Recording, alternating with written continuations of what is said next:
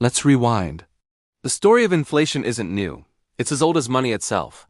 But the modern version began in 1971 when President Richard Nixon did something that forever changed the global economy. He ended the US dollar's link to gold.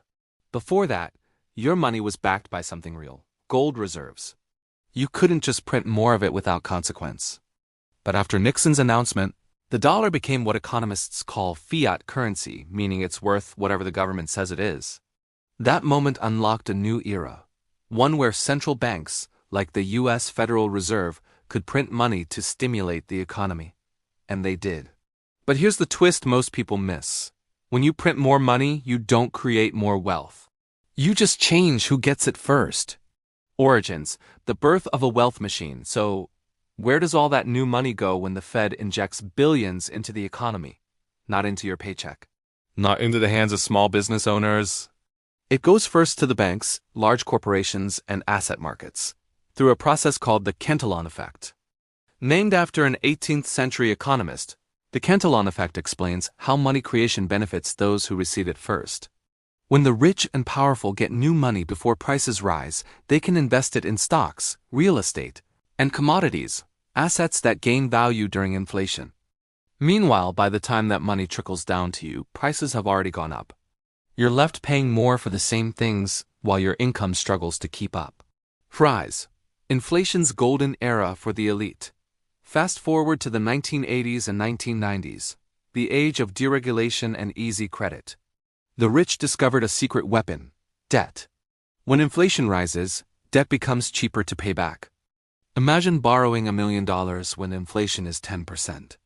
Next year, your million is worth less, meaning you effectively owe less real value.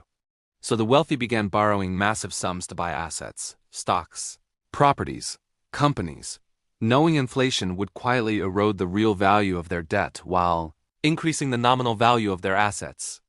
Ordinary people, on the other hand, borrowed to survive, for homes, cars, education. Their debt didn't generate wealth, it drained it. By the 2008 financial crisis, this system had become a ticking time bomb. The government printed trillions to save the economy, but who got saved? The banks. The same institutions that caused the crisis were bailed out, while millions of middle-class Americans lost their homes. Breaking point: the pandemic money flood. Now jump to 2020. The world shuts down. To prevent total collapse, central banks and governments print money on a scale never seen before. In the US alone, over 40% of all dollars in existence were printed between 2020 and 2022. At first, it seemed like everyone was getting free money: stimulus checks, business loans, unemployment boosts. But look deeper. While everyday people used that money to pay rent or buy groceries, billionaires were using it to buy more assets. By 2022, the world's 10 richest men had doubled their wealth, while inflation hit 9%, crushing the purchasing power of ordinary families. This wasn't an accident. It was a predictable outcome of how inflation works in a system where wealth grows through assets, not wages. When prices rise, assets rise faster. The rich own assets, you own expenses. Fallout: the new normal of inequality? Today, we're living in a world where money has lost nearly 90% of its value compared to 1950. But assets like housing and stocks have exploded in price. Homeownership, once a symbol of stability, is now out of reach for millions. Young people aren't lazy or irresponsible. They were simply born into an inflation-fueled system that rewards those who already own wealth and punishes those trying to earn it. And yet, policymakers insist the solution is more inflation. Higher spending, lower interest rates, more money printing. It's a cycle that keeps feeding itself. Failed fixes and modern parallels. Governments have tried to fix inflation for decades. Price controls in the 1970s, quantitative easing in the 2010s, stimulus in the 2020s. Each solution just created a new problem. And now, history may be repeating itself. In 2025, global debt is higher than ever. Real wages are stagnant. And yet, asset markets are booming again. In other words, the same forces that made the rich richer after every crisis are still in play. Here's a shocking stat. Between 2020 and 2024, the top 1% of Americans gained over $14 trillion in new wealth.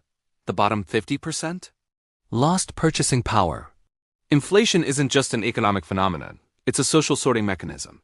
It determines who moves up and who falls behind. Takeaways. What we can learn. So what can we actually take from this? First, inflation doesn't hit everyone equally. The wealthy shield themselves through assets, real estates, stocks, art, gold, while the rest face rising costs. Second, money printing doesn't create wealth, it redistributes it. Those closest to the source of new money always win first. Third, to protect yourself, you must think like the wealthy, not by chasing luxury, but by owning assets that hold value as currencies lose it. Final thought and call to action. The truth is, inflation isn't just about economics, it's about power. A hidden system where value quietly flows upward, one paycheck at a time. So next time you hear that inflation is under control, remember, control for whom? If you found this eye-opening, hit the like button, share this video, and subscribe, because in upcoming episodes, we'll expose the systems behind wealth inequality, debt, and the future of money itself. Stay curious, stay informed, and don't let the system outsmart you.